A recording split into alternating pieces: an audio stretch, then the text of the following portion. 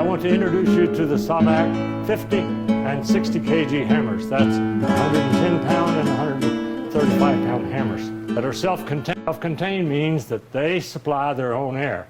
They have an air compressor inside the hammer that constantly supplies the air needed to run the ram.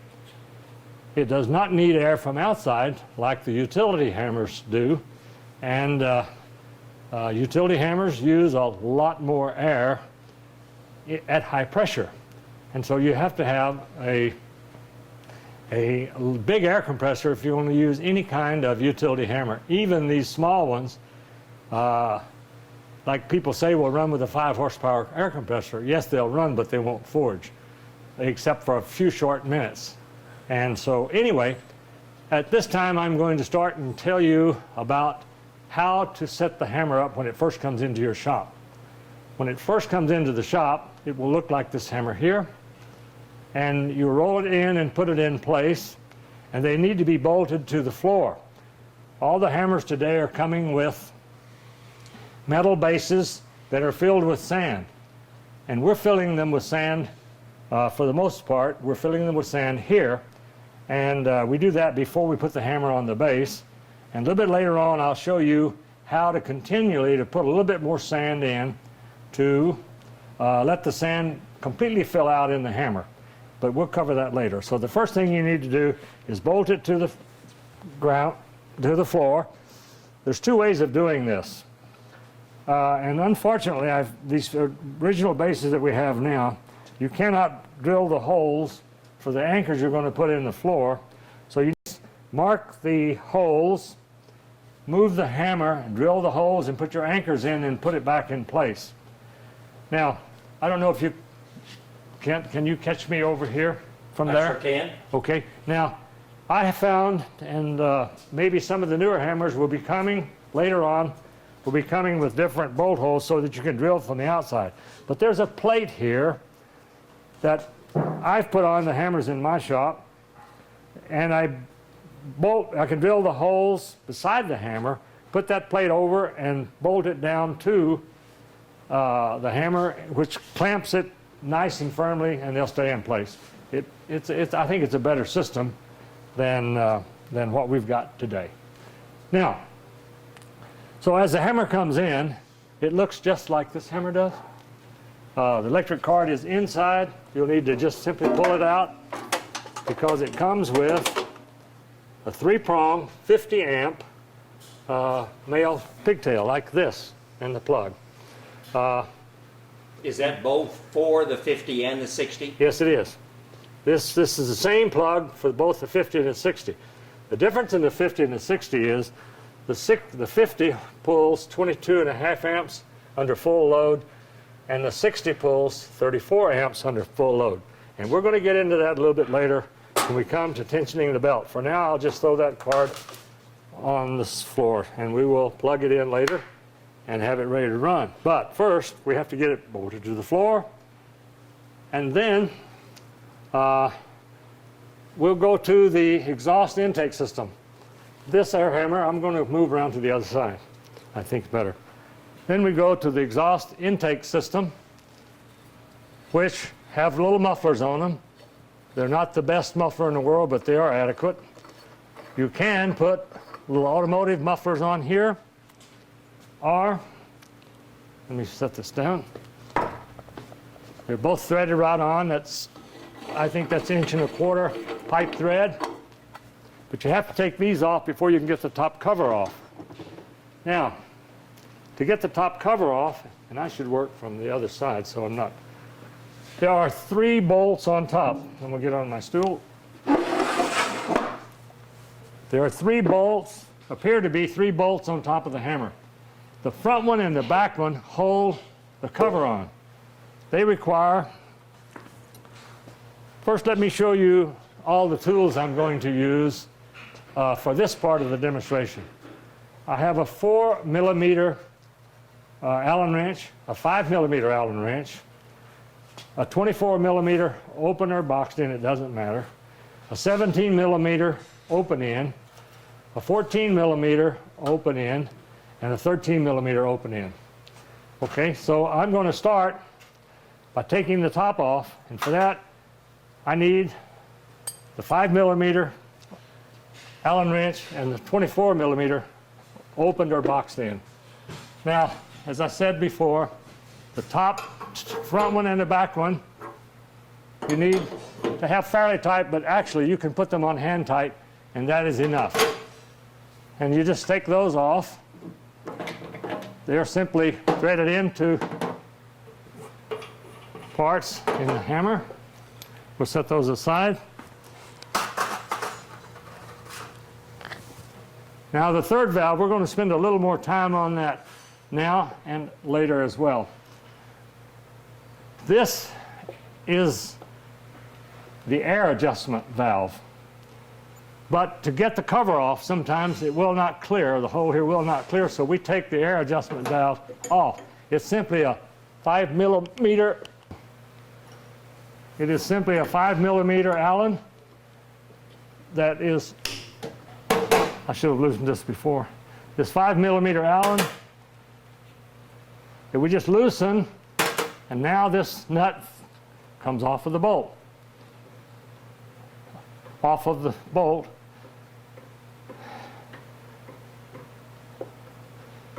So what this does actually is turns a nut into a whole bolt when you tighten the Allen against it. So I'll set that aside. Now we can take the cover off. We'll get back to the air adjustment later on in the program. Now the cover just simply lifts up from the front, slides out over the mufflers, and comes over the top. Okay.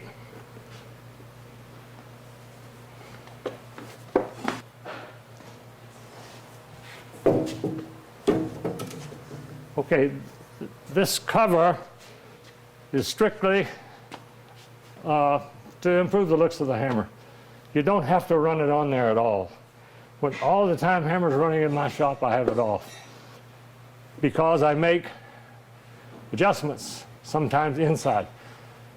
There's only one adjustment in here actually, and it's the, if you can get a close-up on this. Okay, the first thing we're going to do in adjusting the hammer is to show you how to adjust the idle, and I'll explain that more when I get down to the ram. How to adjust the idle speed on the hammer. Once you've set that, you do not have to change this valve ever. In fact, you won't even have to do it because we will have done it here at my shop, but you should know how to do it. There is another idle adjustment inside the bottom that you will use possibly in the later parts, but anyway, this lever here, the arm, is turning the valve here over this little shouldered part, which goes inside, and that's what regulates the air when you push the treadle down. Now it has a 13mm nut. Some of the newer ones do. Some do not have this nut. That takes the 13mm and a 4mm Allen to loosen these. Now sometimes these are so tight that you can't do it with an Allen. Maybe you need to use a bolt like this to extend your leverage so you can loosen it. Always loosen this first and tighten it last. So we're going to next loosen the clamp to see the slot. We're going to loosen the clamp so that we can turn the shaft if necessary. There's a slot, 2 machined flat spots, so that a 14mm, or maybe it's a 17, I'm not certain, I think it's a 14, yeah, a 14mm, you got to watch for the paint. Whoops. Oh, excuse me. You should always, before doing anything here, mark this shaft. Oops, I'm sorry about that. We want to mark this shaft and the strap so we'll know where the orientation was when we started. Because it's really easy to get way off and not be able to find yourself again. So anyway, we put our wrench on and we turn the shaft, and that way we can turn it my way, Tom. Just turn so it your way once. Yeah, turn it my way all the way so they can see your indexers. you can see the index here. Got it. Okay, well, you can take that back there. That's the standard now. One mistake I made earlier in telling you this is a 14 millimeter, it's a 4 millimeter Allen wrench. Okay, so we're going back down around now and set our treadle. Our treadle will come to you in the position it's in now, except that it will be taped in place. And there'll also be a tape to hold all this chain and adjustment, which we're going to cover later, to keep it from rattling and falling it off in shipment. So this treadle will slide out and come down, and it's adjustable in many ways. It's adjustable for your liking as to how far you want it away, how far you want it from the ground. Now, it's held in place by two little Allen screws, one on each side, which is also a 4 millimeter. And you go under there, they're really kind of hard to find because you can't see them. It's right there. Well, and you tighten this. Once you get it in place, you tighten that really good. But you have to loosen them first. You have to, no, they'll be, yeah, I'm sorry. When they come to you, they'll be tight. Otherwise, they'll vibrate away. And so you need to loosen that before you can set it down. And then you tighten it when you get in place. That cover? Then you go around the other side and tighten the other one, which I'll quickly do. You won't see that, but I'm doing that on the other side. Okay, now, at this point, and I'll cover it probably again later, but it's better to repeat, there's a grease fitting here that lubricates. Once it's lubricated, it moves such a small amount. You do it with a regular grease gun. You don't need to do that but once every 5 years or so. Now that the treadle's in place there, I'm going to stay with the treadle a minute, and then we'll get back to the adjustment. This treadle is such a, but it's such a clever design because you have a lot of different adjustments. You have a turnbuckle here that you can raise the treadle up slightly. There's a lock nut there, First you have to, it's a 13 millimeter little lock nut. You can raise the treadle up slightly to your liking, or you can let it down and make a final adjustment. Okay, you can also, if there's a large adjustment, you can take the treadle loose from the chain and add a whole link or take a whole link away, whichever you want to do. The object is to get the treadle so that your foot, your heel, can be comfortably on the ground and your toe can operate comfortable. And I'm going to do a little educational thing here and say that I see a lot of people using their right foot on the treadle. Well, that's wrong. You've got no movement of your body here. I see a lot of people using the treadle with their heel. You've got no room to make long pulls with your, no matter which heel you're using. If you get back far, you have no action in the throttle. Use your left foot in the center. Now you can make nice long pulls in your tapers. Comfortable. How about if you're left-handed? If you're left-handed, learn to do it this way, or this hammer is adjustable that you can turn the dies around so that you're working from this side. Okay? We'll cover that a little bit later also again. Repetition is the mother of learning. Okay? And so, and that affects everything, life, mechanical things, making things, whatever. There's another adjustment here that's really important. There is a little collar on the treadle that has a 14 millimeter Allen wrench that holds it. You can loosen it and bring this forward. The further forward you bring it, the ratio of this air valve means that a little bit of push here gives you a lot of air. So it's really a quick throttle, so to speak. If you go back further, it makes it a slow throttle, which you got a little bit better control with. Personally, I like to set mine just far enough forward so that I have full travel of my treadle without adjusting it. And here again, we're going to cover that in a moment. Again, so now we're in a position now where we can have the hammer running Because what we want to do in setting the idle, it's really important. I see hammers all the time where you have to move this treadle 6 inches before it starts moving the ram. I can't tolerate that. I won't tolerate that. I want the very moment I start moving this ram, I want the treadle, I want that ram to start moving. Now I'm going to turn the hammer on now, and I want to cover one thing I didn't cover earlier. I'm going to put the mufflers back on now, and I want to also tell you that I recommend that you put pipe on the intake and the exhaust, actually, but the exhaust for sure, and take it right out of the building, through the wall in the back or through the roof or whatever. And you'll see maybe from the, Kent, you can hone in on those. There's 2 hammers over here that I'm using. I'm testing those hammers, getting them ready to ship. And we run the exhaust outside here. Because no matter what pneumatic tool you're using, all pneumatic tools, self-contained hammers, utility hammers, air guns, anything that's run by air has to be oiled. And it's a total loss oil system because it goes in the air and outside. And so even with a tool that doesn't use much air, you are putting air fumes with a little bit of oil in them inside the building.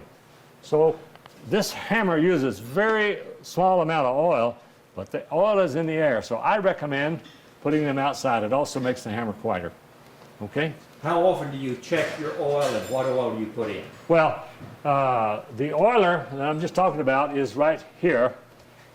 Here's the oil tank. It's got a gauge on it that shows the level.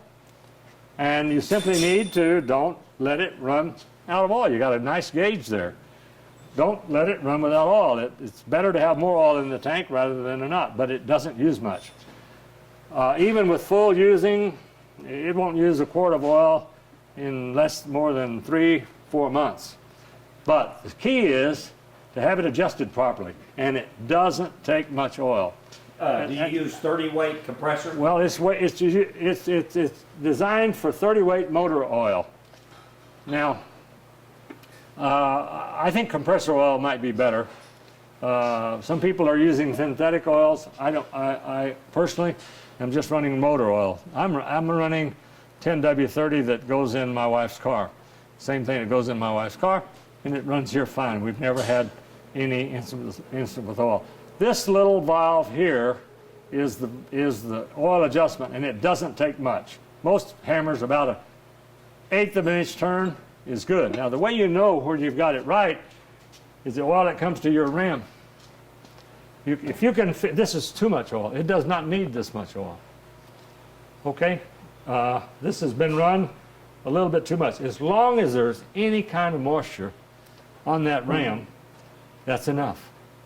Because they're turning, this hammer turns 240 blows, hits 240 blows per minute, which means that piston is going up and down 240 times a minute, and that's 1/3 the idle speed of your car. And it's a big old piston, and it doesn't require much oil. So, however, if you don't put oil in it, it will seize the piston. It won't hurt the ram, but the piston rings will seize and gall the aluminum on the piston. And 3 or 4 of my customers have done that. One of my customers has done it twice. And he's still using the same piston and rings. You simply have to take it out and chip away the rings. Be careful, don't break the rings. Get the aluminum off of them so they're free again. Sand the high spots off of the piston. And if there's some aluminum stuck to the cylinder, sand that off, put it back together, and it'll run like a new hammer. They are unforgiving as they can be. Otherwise, we can provide you with a new piston and rings, but you don't need them. So they're quite forgiving then? They are very forgiving.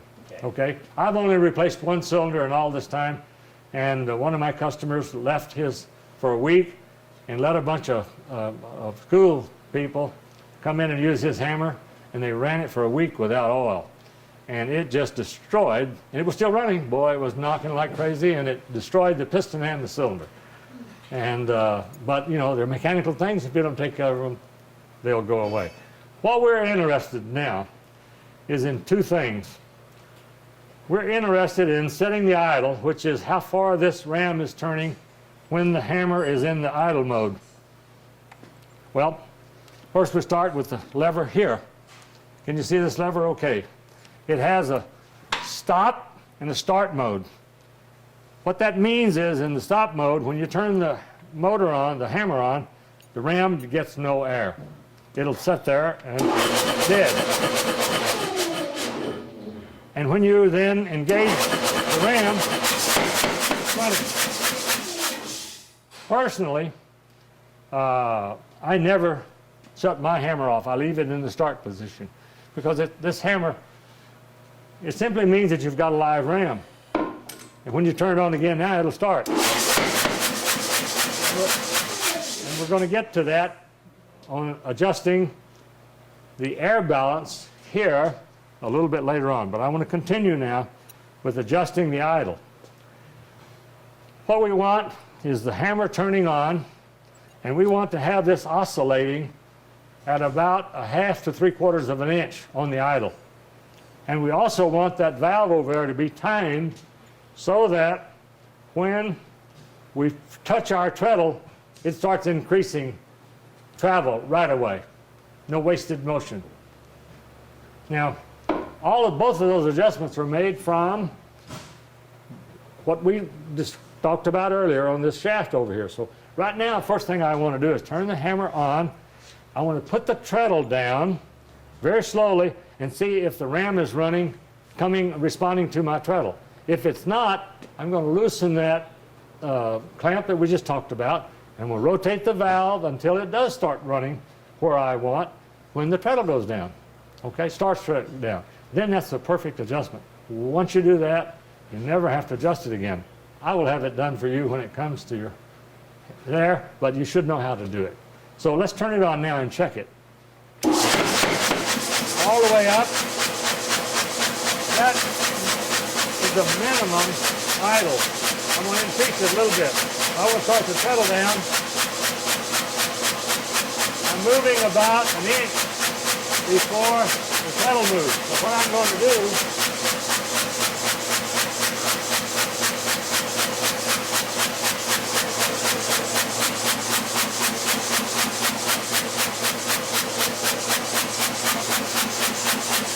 going back around here and loosen this shaft, the clamp, put my 14 back on, and I'm going to turn this until the ram starts moving a little more. You see there now? That's about where I want it, right there. Now I'm going to lock the nut down.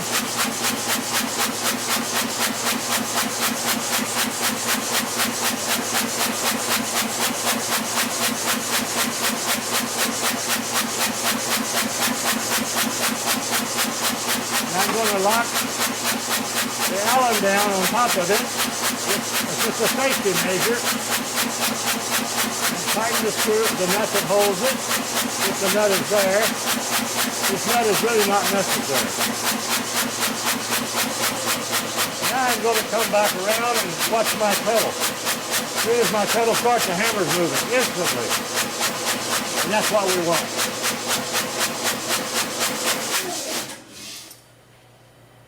Now there'll be no wasted motion. When you touch that treadle, it will start oscillating. It'll start coming on down. The beauty of an air hammer, of a self-contained hammer over a utility hammer is that the ram is hitting at the same number of blows per minute no matter where it is, if it's up high or if it's all the way down. It's predictable. You'll know how fast to draw your material to get the taper you want. Utility hammers, on the other hand, which get their air from the outside, the more air you give it, the faster it runs. So it's an ever-changing speed in the hammer, and you have to get used to that. So if you want light blows, fine, you just getting it down there and give it a little bit of air, and it'll come down and give you light blows. But if you want heavy blows, then the speed's going to radically change. Some people have no problem getting used to that, and others do. It's something you don't have to worry about with a self-contained hammer, because no matter whether you're forging 2-inch thick, 3-inch thick, or 1/8 of an inch or less taper or piece, you have ultimate control in that the hammer. Let me just do a demonstration with a piece of wood. What I want to show you, no matter where you are with the hammer, you have good control. At this thickness here, I hit that on the edge, and I can just touch it. I can lay it over and give a little bit of wear and just touch it. I can come over to this thin piece here and just touch it. Just touching it. Oh, I can hit it as hard as I want to hit, right there. Okay? No worry about the speed. It's the same all the time. Now, from this point, I want to get around and show you a couple of things. First of all self-contained hammers have guides in them, flat sections in the ram itself that holds the dies straight, keeps the dies in a line. Now, they have bushings, and I have a really clever bushing here that's a bronze bushing, and adjusting it over the years, you'll need to adjust it. What we do to adjust it is we turn the hammer on, leave it in the idle mode, and then there's a nut here on top. It's a nylock nut, and the nylock nut on the bottom so they won't vibrate loose. We keep running this up until the ram stops.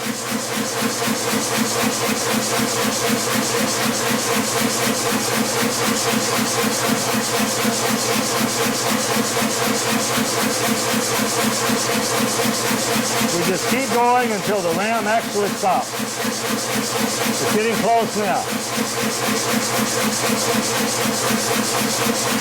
One more turn.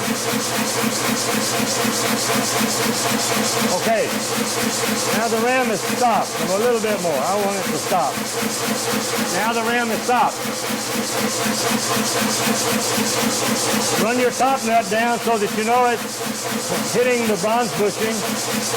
Take the bottom nut 6 flaps, or 1 full turn.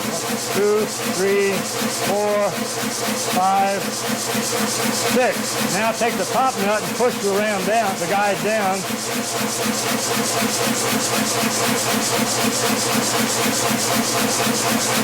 And make it tight. Now you're in proper adjustment. You come back around and turn the hammer off and make sure that the ram falls. You can shake it a little bit. Now we know we've got good clearance all the way to the bottom. Okay? Now, sometimes it's possible. It's a piece of machinery, and sometimes things are not machined exactly right, or 1 or 2 thousandths off. If this flat spot is wider at the bottom, machined at a slightly wrong angle, and happens to be wider at the bottom or the top, then this bronze bushing will be either tighter or looser. Tighter at the thin section and loose at the bottom section. It won't make 5 cents worth of difference in your forging. You just got to make sure that the ram is adjusted right. And I found very few. This particular one looks like it might be 1/1000th off because it kind of got tight as it went down. I would rather have it tight down low as I had tight up top, because that's where the dies are lining themselves. The top die is lining with the bottom die. Okay? I want to show you one more thing at this point, that you can use these. I like kiss blocks. What is a kiss block? A kiss block is a block that you put under the dies to limit how far it travels. If you want a certain dimension and you don't want to go beyond that, you put kiss blocks in. Well, there's all kinds of ways to do kiss blocks. But I have, I think, revolutionized all tooling that goes under power hammers. In the past, it's been never put a die, portable homemade die, on the top ram, top die, because they're thrashing around so much, and if it comes loose, boy, you're going to be, you're going to have trouble. That's going to hit you or do damage to your hammer or whatever. But I've drilled holes in my dies. You see them? They're 2 half-inch holes in the dies on both sides, top and bottom. Now I'm going to get a tool, kiss block,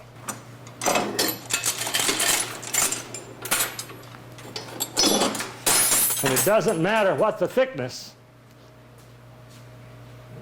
I've got a dozen of them, different thickness kiss blocks. And when I'm on the bottom, I only use one, and I do this almost always on the flat dies. These are drawing dies, but they'll fit on the drawing dies too, because there's reasons a lot of time to have kiss blocks on drawing dies. But I'm going to demonstrate that to you here on the drawing dies. Ken, I'm going to interrupt a moment and say that I could do that on the flat dies right over there. We can swing over. You can swing right over. I'm going to close the door though. We got a good fresh breeze coming in that door, don't we? Actually, to show you these kiss blocks and other tools, I'm going to move over to a hammer that has flat dies. And I use this a lot. When I'm making hardy tools, I want my shank to be 3/4, 7/8, whatever it is, I want it to be that thickness. So I'll take all of my kiss blocks are numbered, which is their size, and a kiss block that's held on one side puts a strain on the works of your mechanical, air hammer, any kind of hammer, and that's bad for the hammer. It also doesn't give you an exact dimension because it's going to close down more than the thickness of your kiss block. So I put 2. And simply stick it right through, put it on, one nut here. You can quickly tighten that with a 19 millimeter or whatever size bolt you use. Now you can forge from this direction. You can forge your thicker piece until it comes to the right dimension. Until it comes to the right dimension, and it will not go. So see, that cannot hit my finger. I'm not going to hold it there, but it cannot hit my finger. Never put your hands under the dies. But look at this. Don't touch it, but if I put it up here, I'm going to go ahead and press this down. It'll only go to the thickness of my kiss block.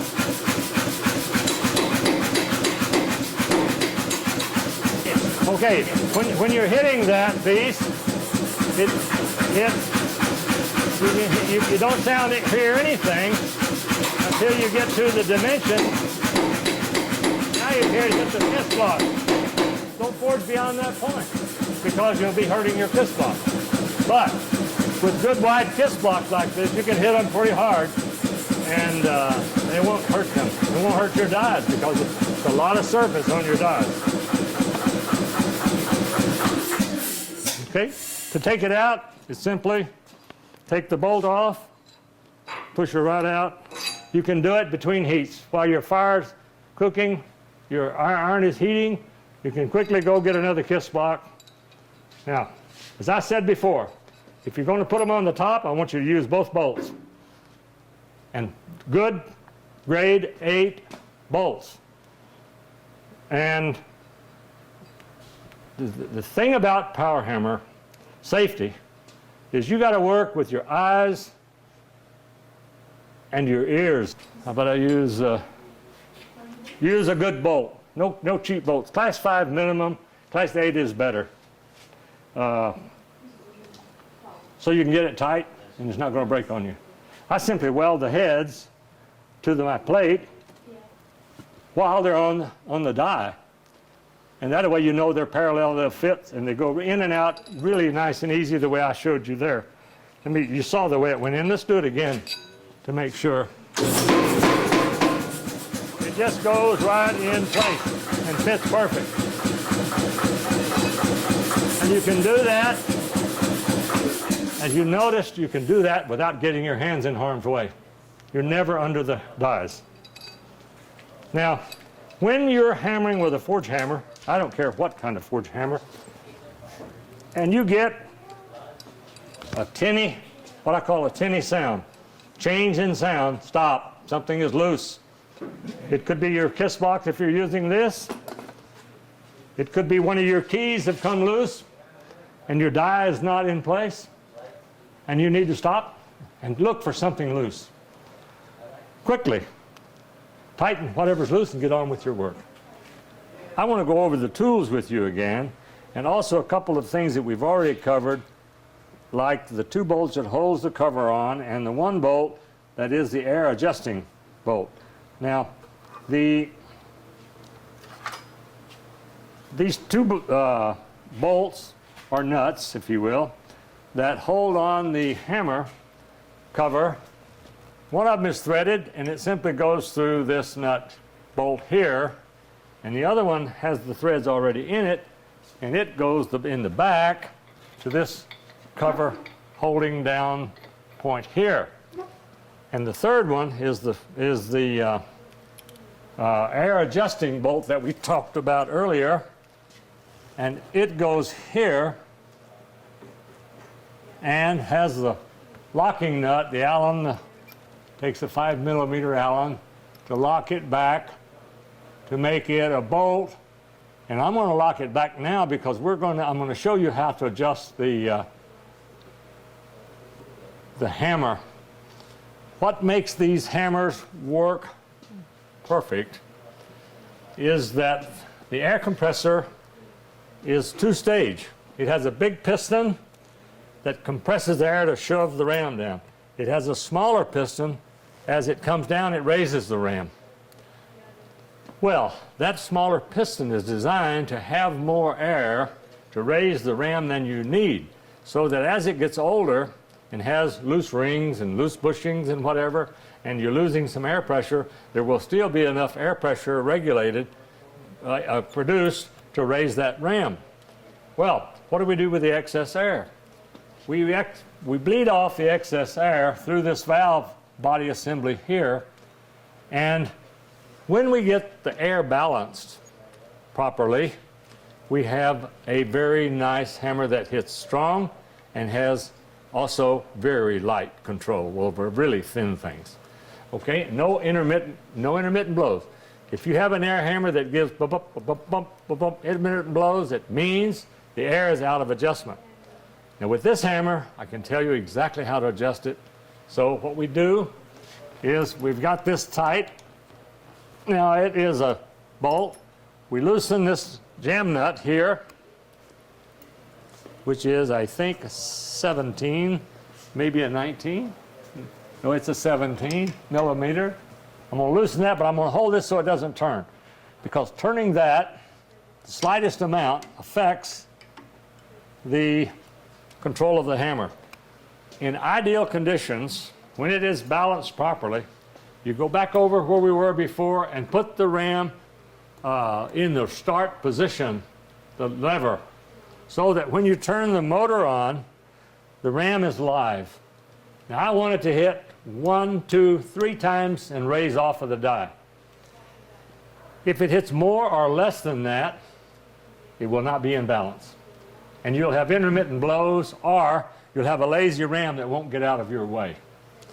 Now, so I'm going to test it now and see where it is. It should hit 3 times. You'll hear it and you can see it. That's like 4. I never test that. Tell you what we've got. We've got our ram guide that we adjusted earlier, just a little bit too tight. So what I'm going to do is back off 1 more flat. That's all I'm going to do. And bring that down tight on top. We'll talk about that bushing here in a few moments, a little bit more. Now, because if there's extra friction on the ram, you won't get a true reading. Let's go again. You see, we have 3 blows. But look what happens. Let me tell you how it works before I show you what happens. If your hammer is hitting more than 3 times, then you need to lift this nut up, or turn it to the left and raise the bolt up.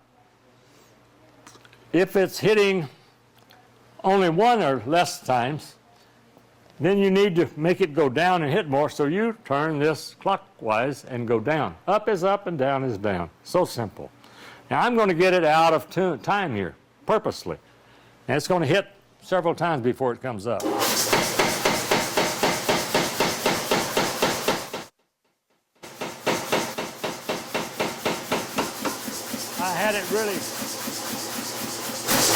I had it way out of adjustment. So let's put it back down and try it again. It's still out of adjustment. You see it comes up lazy. Now I'm going to let it fall back down, and I'm going to take it in the opposite direction. And we'll see if we can make it hit just one time. 2 times. If it hits less than 3 times, I'm going to do it again. Only 1 time. So we're way out of balance. If you try to forge with this hammer here, it will not give you consistent blows. So now we're going back and put her in tune, and I have to play with it a little bit. Needs to go down. I'm going to twist down a little bit. Try it again. You can accelerate the dropping of the ram by pushing the treadle. Now, try it again. Getting close, but I need a little bit more. That wasn't a solid lick. Okay, let's try it again. Well, a little bit more. I want 3 solid licks. A little more.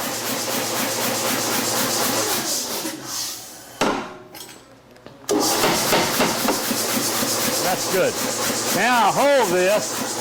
Let me come around this side. I hold this and do not let it turn. Tighten the lock nut down.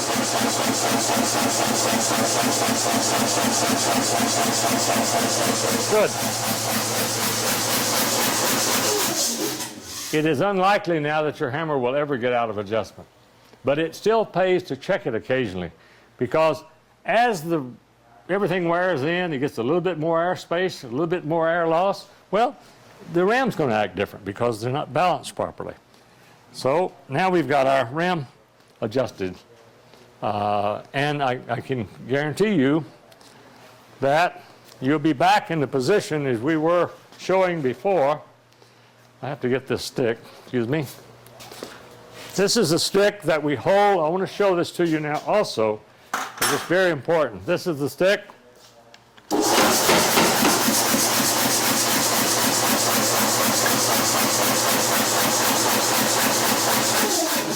That we use to hold the ram up.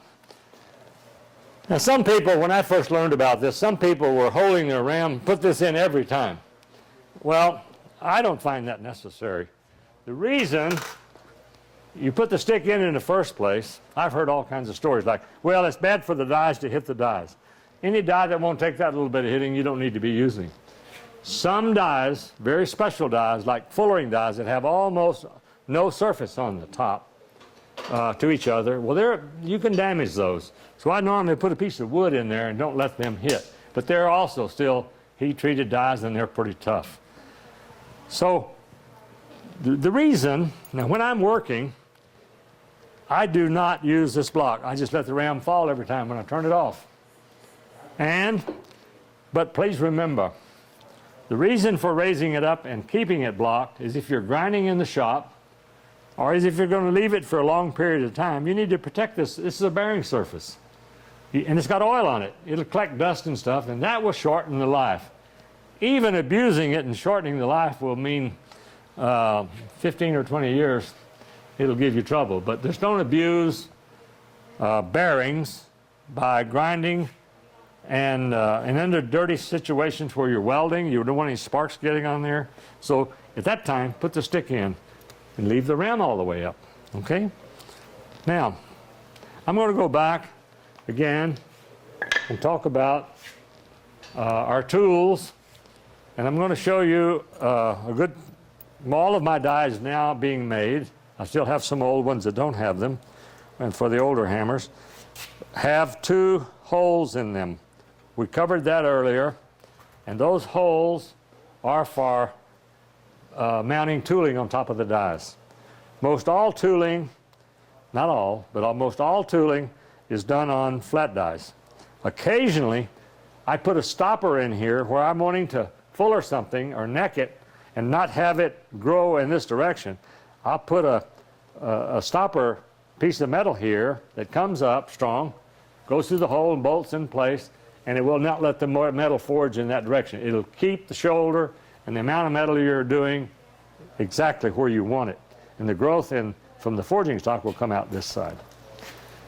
Okay, the next thing we're going to cover, well, here are all the tools that needed to work on this hammer, is a 4mm Allen wrench, a 5mm Allen wrench, and a 14mm Allen wrench. We also use a 13mm and a 14mm, a 17mm, a 19mm, and a 22mm wrench. The magic marker, it's not much, most people have one in their pocket, to mark the proper spot on the valve and the valve shaft when you're adjusting the idle on the hammer. And we'll do a little bit more about the idle on the hammer once we get inside the hammer. But now I want to move on to several things involving the ram, involving the dies, involving the saw block, and also showing you one of the remedies for correcting the travel in the ram. When the ram has traveled down too far, if it goes beyond its limit, it will hit, and I will show you later and let you hear it, the ram will hit the bottom ram guide and it will self-destruct. It will drive itself right out of there. So one must always pay attention to the height of the dies and the location of the ram. And normally, the hammer comes from the manufacturer with 2 rings machined around the ram. There was a mistake made on this particular machine, and there are 3 rings. As best I can gather what the situation was, they first machined the 2 rings in the wrong place, and one was too low, so they went back and machined the other ring, which means that the bottom ring has absolutely no effect on this hammer. Stop right there for just 1 second. Yes. I need to lower the camera down to show. You can see the rings. The second ring. Okay. The second ring in this case, because I told you it was a mistake in machining, is actually the upper ring is the first ring.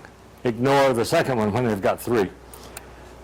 Now, what I'm going to show you, a lot of things I'm going to show you here, but what I'm going to show you first is I'm going to let the ram down by taking out the top die.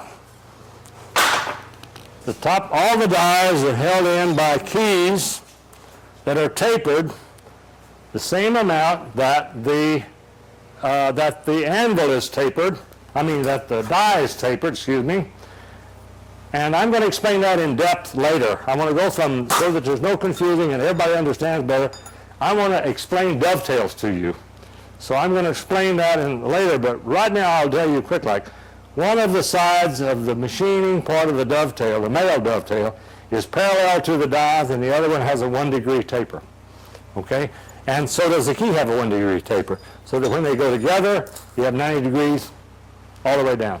Okay? Now, I'm just going to go ahead and pull this die right out from under there, and that ram should fall, and you should hear the noise. Okay? Hear that? Well, let me dispose of this for the moment. Get out of the way. Now, we should be able to see the 3rd ring. And there, you can't see it from there, but I can see it up close. Maybe you can see it. Okay? Now, rings are important, but what's more important, because in case they made a mistake in machining, what you want to do is take your top die out like we did, place it back on top of your bottom die, And I want you to have here a minimum of 3/16 of an inch. Okay, it should be, we start them out with 3/8 of an inch. It's what we try to start for. Now, over the years, as your dies wear... What was that one as it stood?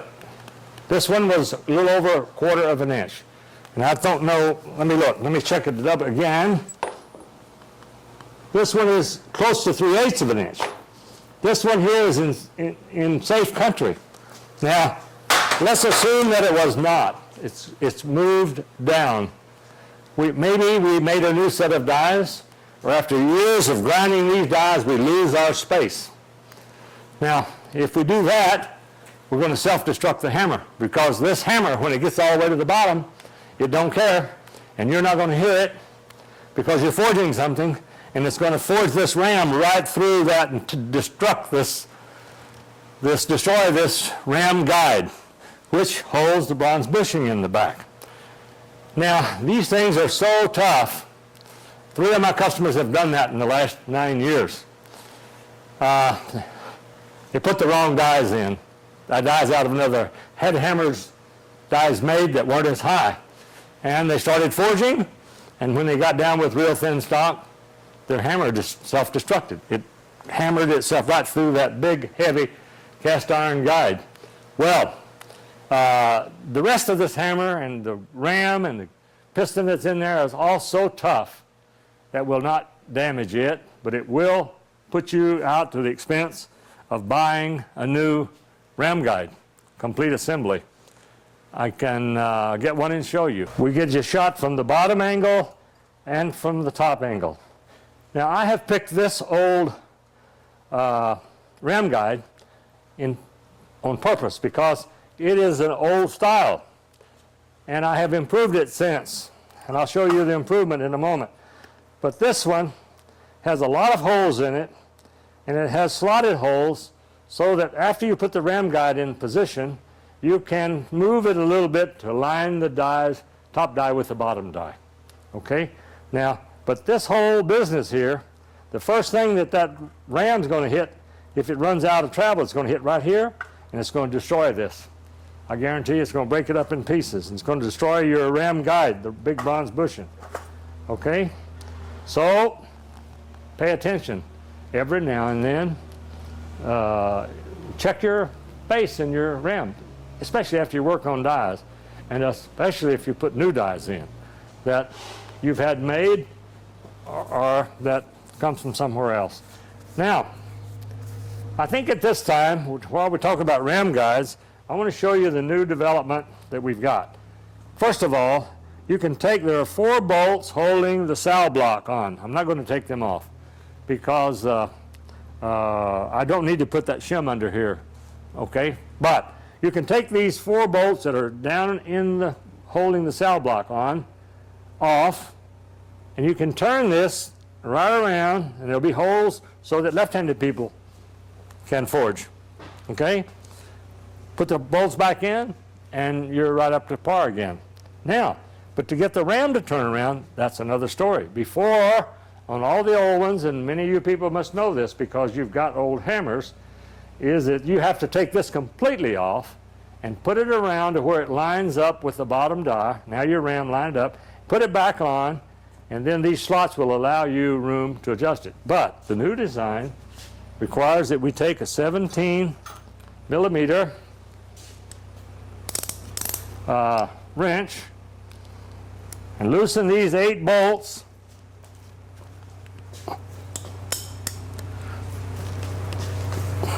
Okay, I'm not going to finish this because I don't have to. You loosen all those 8 bolts. Now this ram guide will turn, and you can lock it in place anywhere you want it.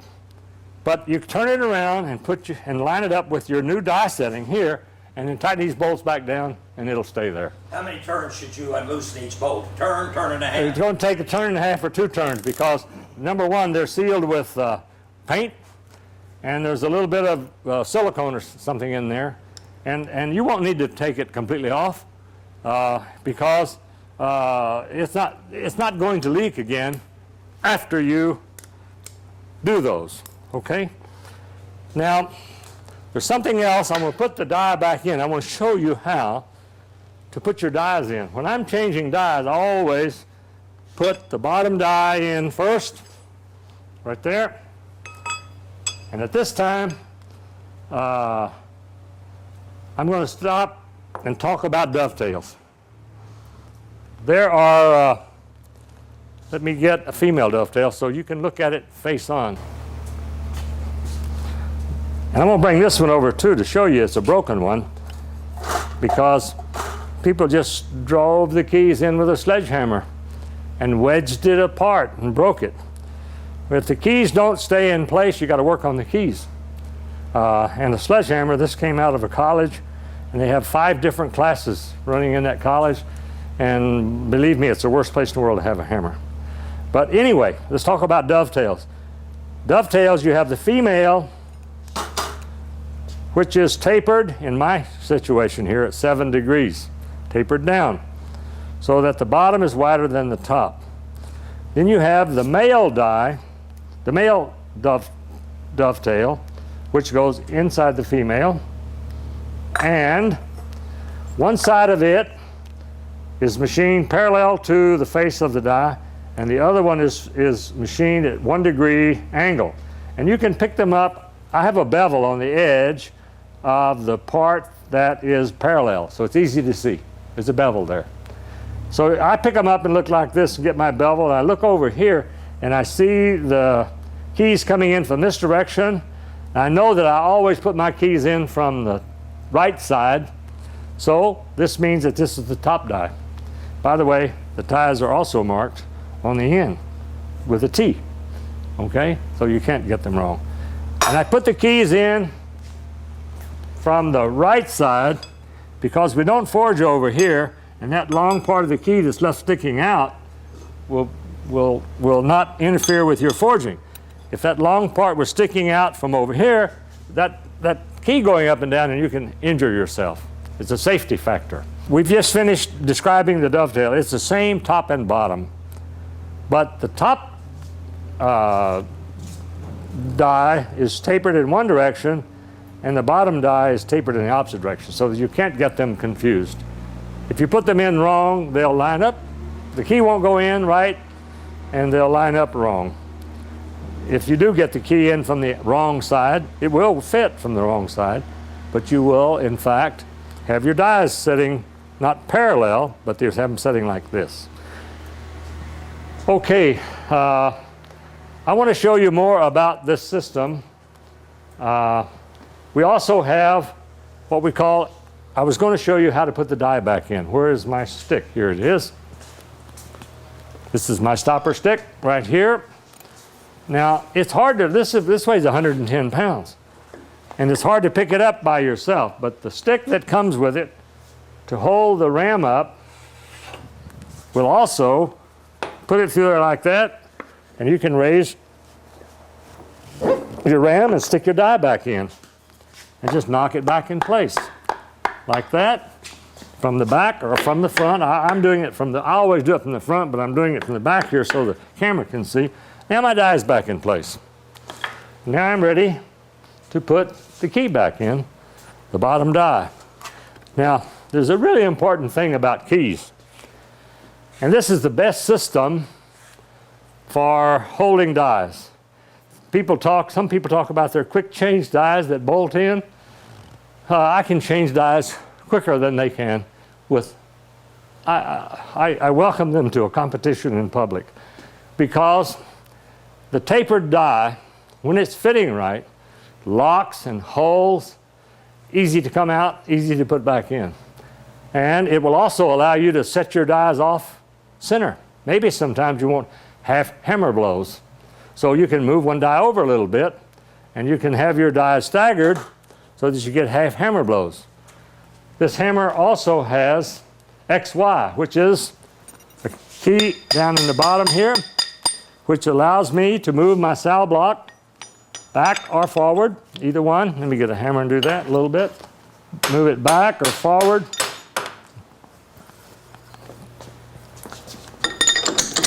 Well, I'm sorry, but I skipped ahead of myself a little bit, and I want to go back. The keys, all of my keys are marked top or bottom, T or B. Okay, now we're marked T for top and B for bottom. And they will not fit because they're also in the other direction because they have a 7-degree taper, same as the dovetail. So I've got a taper in my wedge so I can get maximum surface on the sides. Now, I always expect that there's going to be some error in machining or forging, but in this case, machining. And let's just say that the dovetails are not exactly parallel, okay? Now, if you make a key to fit that and stick it in, and then you turn the key upside down, you will have doubled the error factor that's in the machining. So always put the key in with the T up and the B up. Any key you make, top it. You mark them, T or B, and then always put it in the same way. And then they will serve you well. But there's just a 1/2 thousandths off in machining means when you turn it upside down, you got 1/1000th off. Now you're going to hit down here, and you're not going to hit up there, and it's not going to go all the way in. So keys are very important. Having them in the right place, in the right angle, is very important.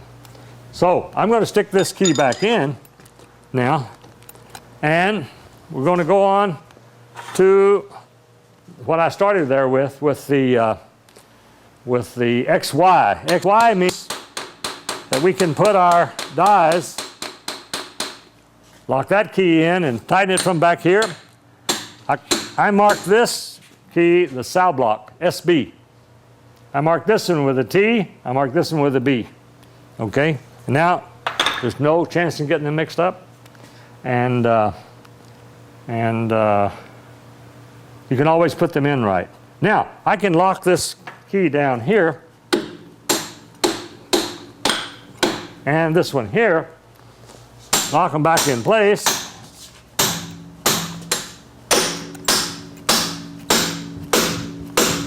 Now we've got a 1/2 hammer blow. And I'm going to get a piece of stock right quick and show you what a 1/2 hammer blow can be done, and I'll do it cold. Okay, folks, let me explain one thing. What we are here in is a house of power hammers, and we're actually filming this on 3 different hammers that are being set up ready for testing. The one I didn't realize it, but the one I just did the dies on is not finally tuned yet. The belt hasn't been adjusted. So I'm going to move over to the next hammer. All 3 of the hammers we're doing this video with have never been run before, except at the factory, and I'm fine-tuning them here. So anyway, that one is not tuned, the belt is not adjusted, so I have to move over to this next hammer, which happens to be the bigger hammer, the 60. Makes no difference because they're exactly the same except their size. So let me go through setting the 1/2 hammer blow again. I'm going to knock this key loose in the saddle block. Be careful when you're doing this. You notice I had my hand behind holding it, because if you knock it through and damage your dovetail, you better stop and take a file and grind that damage out. Otherwise, it will mar your key and you'll be in trouble. Okay, now so I've got the die loose. I'm going to come back here about that far for this 1/4" stock that I'm using. I'm going to tighten her back again. I'm going to double check these that they're tight. And they are. Now I'm going to turn the hammer on, and I'm going to take my 1/4" stock, and I'm going to place a little bit of it on there.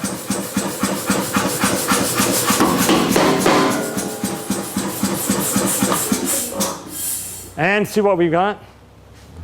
See what we've got here? I hit it too hard with that hammer, even though it was cold. And I'm going to turn it over like this. I'm going to keep turning it so you'll see it's flat on this side. It'll go against a wall. You can put a hole in it. It'll go against the wall and hold your pot rack or your whatever, your candle holder or something that goes on the wall. A very nice feature of XY dies. And it's so simple. You can judge how much you want depending upon the size stock. in what shape you want and what shape you want your half hammer blow to look like. I really hit that too hard and it really thinned her out. Okay, cold, okay? Don't touch it, it's hot now. Okay, and then all I've got to do now is take my hammer right here and knock my key loose again. And I want to show you how we line dies. Forging, it's really important that the die surfaces are lined up. You don't want one die out front and one in the back because it will make crooked forging and ugly forging. We have a system, excuse me.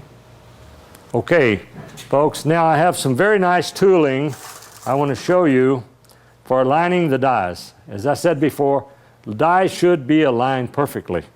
And now I have plenty of it, so I've taken 5160. And you'll notice when I put it down, I've cut it at a slight bevel. So when I put it on the saddle block, it'll stay there. It's leaning into the saddle block. And the one on the back side, I'll put it on the saddle block and it'll stay there because it's leaning in. And now I take a C-clamp and I clamp the two of those together. I'll try to stay out of your way. I'll clamp the two of those together nice and tightly. And then I'll take my hammer and tighten the key that holds the saddle block in place. Take those off.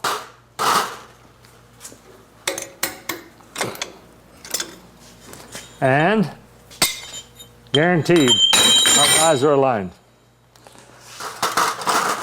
I want to touch on putting dies in from the beginning. And it's important also that you line the dies in the opposite plane. So what I'm going to do is go ahead and use the same procedure over here on the other hammer to line the saddle block. Line the dies because we have the saddle block loose. I have that tight also. And it won't move. I'm just tapping on the die to get it close. And now I'm going to put the two flat pieces on in the right plane. And I'm going to take the C-clamp, clamp those together.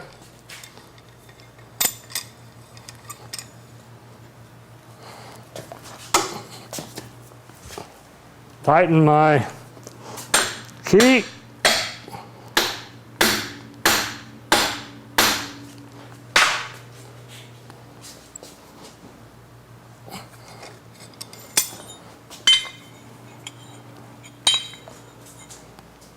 And we're ready to go there. Now, the next thing I want to do is we're changing dies.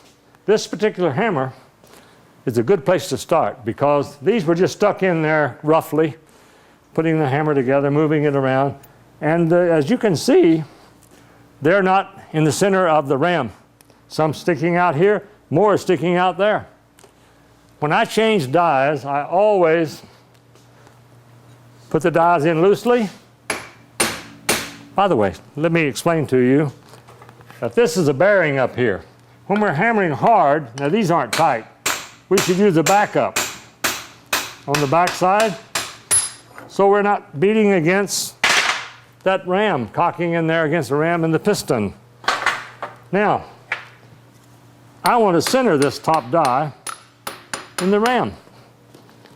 Just by eye, it's not critical. Now we're close, you see?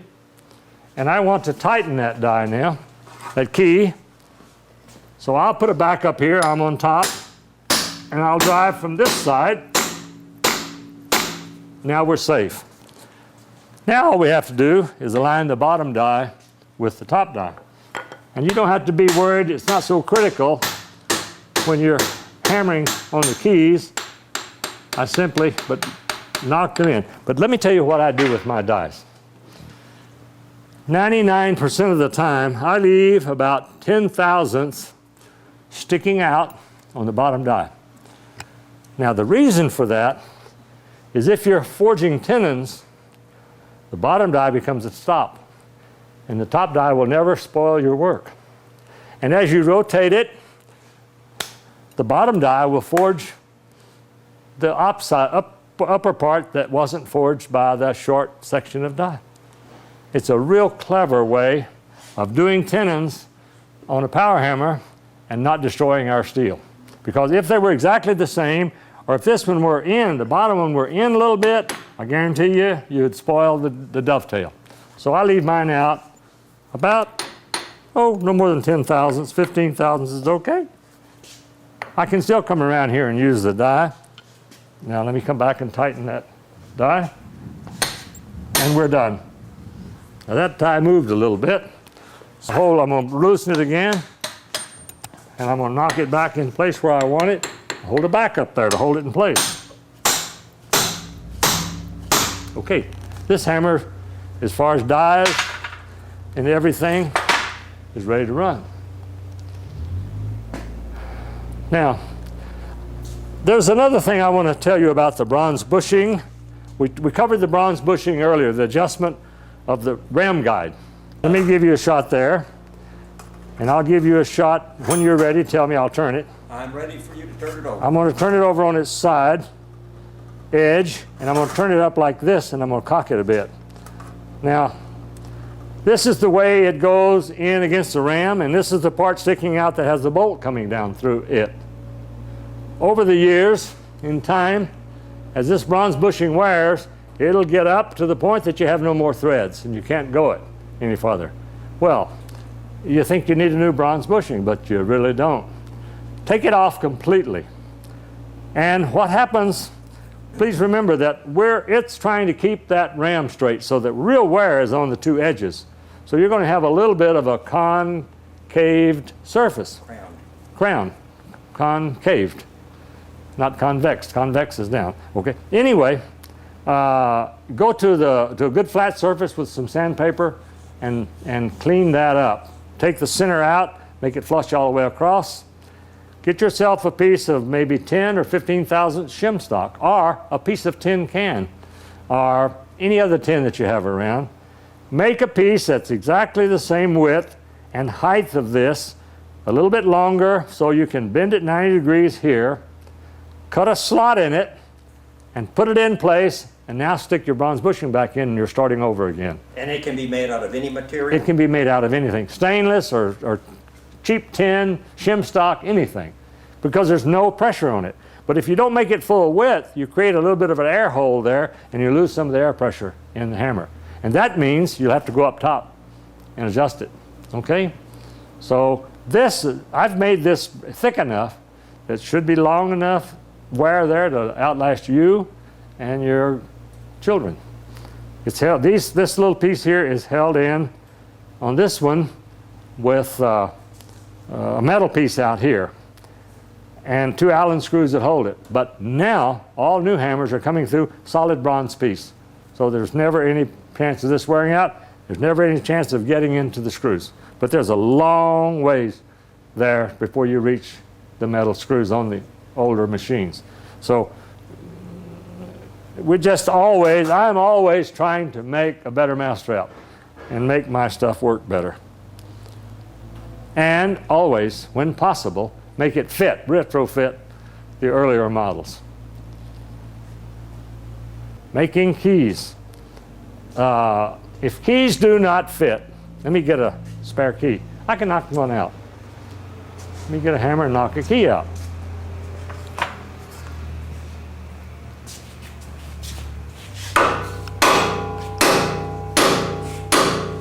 Now, can you check a key for fit using Prussian blue? Yes, you can. You don't even need that. You can the scuff marks on the key will tell you where it's high or low. I want to do the top, but not the bottom one. So let me get 2 hammers. I'll hold it back up as I showed you before so that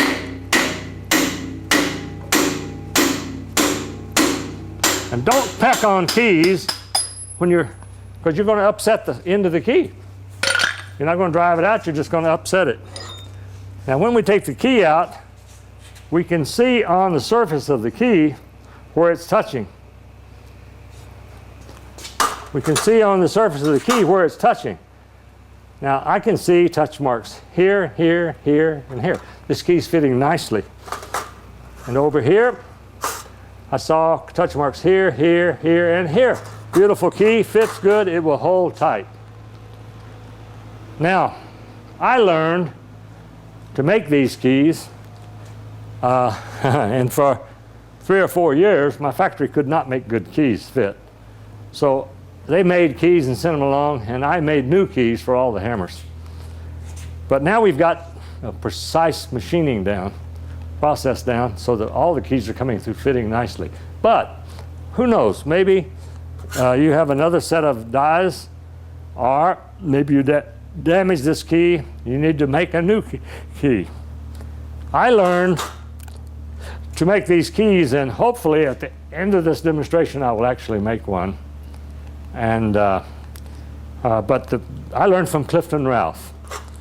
Now what you have to do is do a rough forging of your key by hand. I use, when I'm making keys, let me get it, another tool. Okay, now I use a double caliper, and what I do is the double calipers that I produce and sell, a little commercial there, if you will. I take the double caliper and I measure the height. Let's see, this is going to be the biggest over here. I put a knob on the end of my caliper on one side, and when I have 2 dimensions, this is always the largest one, and this is the smaller one. So right now, I want to adjust my caliper, and these calipers, by the way, it really requires, I'll do it over here so you can see. I always do this on the horn of my anvil, because these calipers are independently adjustable. Most calipers that come through the same washer, the same rivet that's holding both, you move one, you move the other one. But this rivet is solid with the center shaft, and this big washer here becomes your clutch. And you can tighten the rivet, tighten the clutch by hammering on the rivet. Just put it on the anvil and hammer this rivet, and you can tighten up your tines. Now I'm going to set this to the right dimension there, and I'm going to set it to the right dimension right over here where my where my dove key comes out of the dovetail. This is really important because I want it to make contact there. Now, after forging it, I want it to make contact here, but I do not want it to make contact here. I want it to be undersized, so that now I put it in, and I see where I'm making contact here. You can see a contact point there if you look at it. And also, then with my rosebud, I heat 1 inch behind the contact point, and I get her good and hot. And then I stick it back in quickly, drive it, and with a backup, hammer backup, I upset that piece really quick, and it'll upset. Short section, and it will fall right into place. And it's not going to stick because it's hot. It'll shrink. So take your hammer and tap it out. Now you're going to have contact here, here, and here. I do another 1 inch with the rosebud, and I just back my way out of the die. And then when you get out of the die, you've got a perfect key. And it will fit, and it will hold tight, okay? One of the caution about dies, keys, do not get them too tall, because they will hit the die and holds the die up off of the bottom of the dovetail, and you won't do anything but hammer, and it'll be coming loose right away. So good measurements. You want them to be as wide as possible, but you don't want them to hit the bottom of the dovetail and the bottom of the anvil. Okay? Very important. Yeah. Okay, folks, there's one more thing I want to show you about our cell block that is uniquely different from any cell block in the world. And that is that when hammers are manufactured, they're manufactured from the bottom up and from the top down, and the dies are not always absolutely parallel to one another.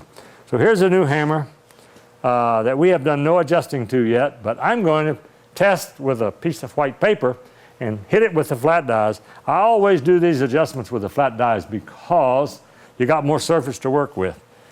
Now I'm going to turn the hammer on. And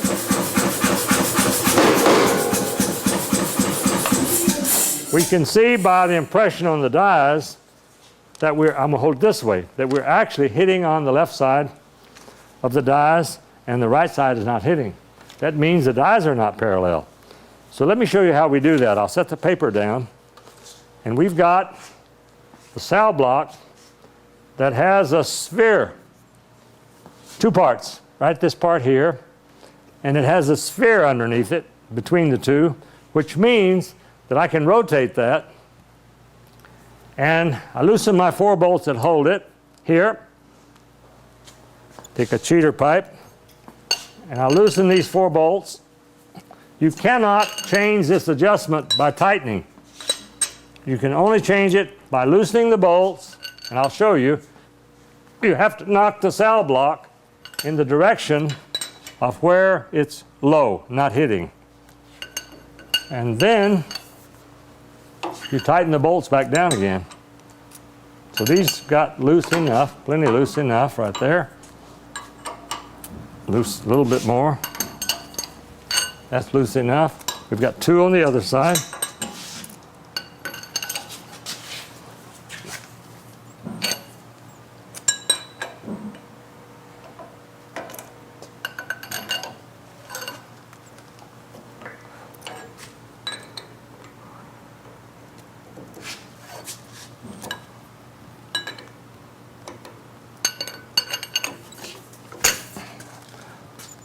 Okay, it's imperative that we have these loose and clear of the sow block. Now what I'm going to do is take a hammer, and because our high side is on this side, I want to knock the die over a little bit, the sow block, not much. And it's kind of good that I've got my dies down. They're matching. You kind of want to keep them in place. Okay, now I'm going to tighten that back down again, very gently. I'm going to tighten it down something like you would a head on an automobile. I'm going to tighten this side down just by hand, like that. I'm going to come over here and tighten this one down. I'm going to come to this one, tighten it down. And then I'm going to come here and tighten the 4th one down, just by hand first, and then I'm going to torque them a little bit with the cheater pipe. I'm going to pull this one down tight, over here and pull this one down tight. Good, and I'll do the same thing with the other 2. And then we will test the alignment again. Whoops.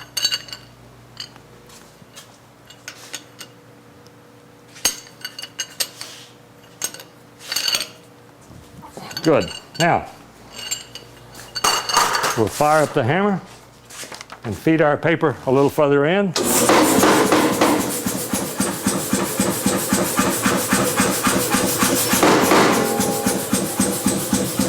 And now we've gotten closer to being parallel, but they're still a little bit off, not much. They would work good the way they are there, but I'm going to make it better. This is something you cannot get in a rush with.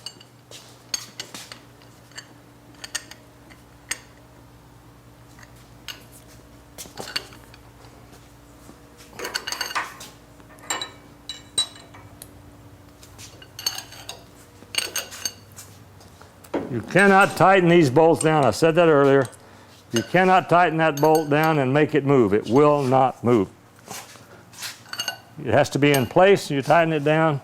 It's a very unique design. It's a sphere, it's not a ball socket. And I'm not going to say more about that because I don't want to give up the trade secrets of the design.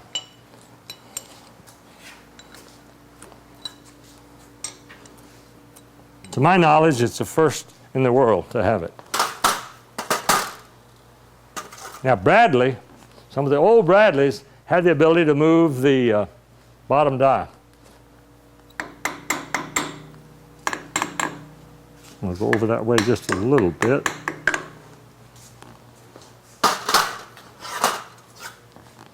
And I'm going to snug her down lightly.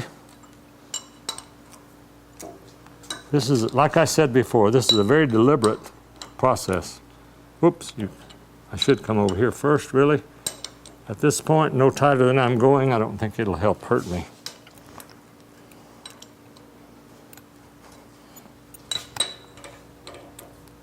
Okay, we got them all down, hand snug. Now we'll set them with the cheater pipe and get them. You torque these about the same as you do a lug bolt on your car. They're about the same size, and these are good metric bolts, 8.8 in strength. In chemistry, about the same as our class 8 bolts. Class 5 bolt would be okay, but class 8 is better. And if you don't know how to tell, on the head of the bolt there are 3 marks on class 5, and on the head of the bolt there are 5 marks on class 8. Okay? Now let's try it again. Turn the paper around and see if we've come a little bit closer to alignment.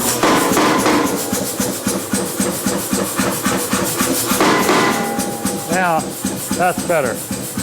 We've got good hit all the way down. Oops. We started here, we made some progress here, and we've got it acceptable there.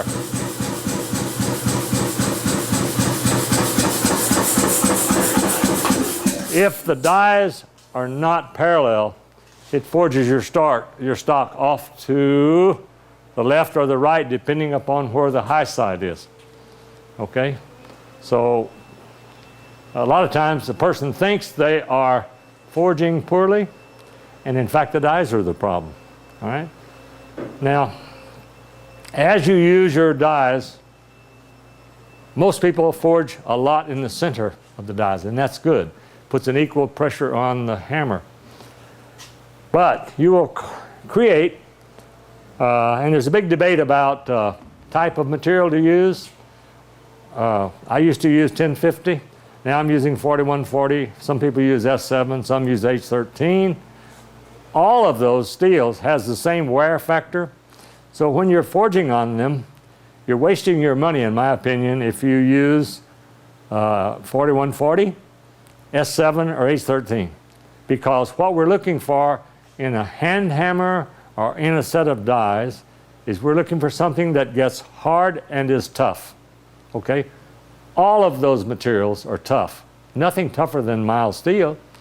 And the 1050, the 0.50 points of carbon that's put into it is hardenable enough to get to 52 Rockwell, which I do my dies at 52 Rockwell. So 1050 is great. 4140 is good. You are wasting your money if you put S7 or H13 in dies, because you cannot heat treat them. You will have to send them to a professional heat treating plant to have them heat treated properly, or you'll have trouble with your dies. Okay, we're going to move on next to lubrication. We touched very lightly on lubrication on the treadle before, but I'm going to go over it again, because there's one of those grease fittings that you don't have to use but once every 10 years or whatever, because the treadle doesn't move much. But you can grease them as often as you like. There's a grease fitting here, and there's also a grease fitting on top of the spindle hub. I say the spindle hub because this is the crankshaft of the hammer that the flywheel is rotating on. The flywheel is bolted to this shaft. This shaft has super over duty, high quality roller bearings, like the spindle on the front of your truck or automobile. They're tapered roller bearings, and they're adjustable, and they're packed with a good lubrication, and that lubrication will last for years and years and years. And my opinion, they would never have to be lubricated because the RPM is 240. On this hammer, it's only 220. And the big hammer, the 60 kg hammer, is only 220. There's a grease fitting here. If you feel good about it, give it 1 or 2 shots every year or two. But if you pack this too full, you're going to run it outside. You want to use a moly lube or? No, any wheel bearing grease or general lubrication grease that you put in automobiles will work fine. But if you fill this too full, it'll come out the backside. There's no seal there. Doesn't need to have a seal. And it'll come out and get on your flywheel and get up on your belts. So be very sparingly with any grease that you put in this thing. There is one more, and I have to go up another hammer so that you can see it from this side. There's one more grease fitting, and that grease fitting is for the arm that goes through the hammer that operates the air control valve. And there's a little hole here, and the grease fitting is right up in there. And here again, that moves. I'm coming around here to show you. That moves only that much. And it's not going to get rid of grease for a long time. Once you get it greased, it is greased. The lubrication... Can we go to the other hammer over here? Sure. The lubrication valve is on top of the tank. It's a regulator valve. And it takes very little oil. You just give it like 1/8 of a turn at most. And then check it. Now we're checking the ram. If there's any lubrication at all on there, that's enough. We want to make sure that the piston gets the oil. And it's going right in. It's being sucked into the whole system by the rear piston. And that's the one that needs it. And then the air carries the lubrication up here to the front. Well, it's better to over oil than under oil. However, there's a big surface here. There's a big surface there. The piston on the ram is a big surface. If you over lubricate, you will rob horsepower because you're dealing with cold grease, cold oil. It's going in the hammer with a big surface, and it will be oil as friction if you get too much of it, and especially when it's cold. That's why you have to warm your car up in the mornings. Just make sure and monitor your ram. Oh boy, that's just plenty of oil, just a smidging. And if it's too much, cut this off a little bit. If you happen to over oil it completely, well then just cut it off completely and run it for 20 or 30 minutes, and then turn it back on lightly and start again, because the oil that's in there will last 20 or 30 minutes, an hour even really, without any additional oil. So compressor oil, 30 weight? Or compressor oil, 30 weight, or standard motor oil. I'm using in my hammers 10W30, and I think it's fine, and because they need very little lubrication.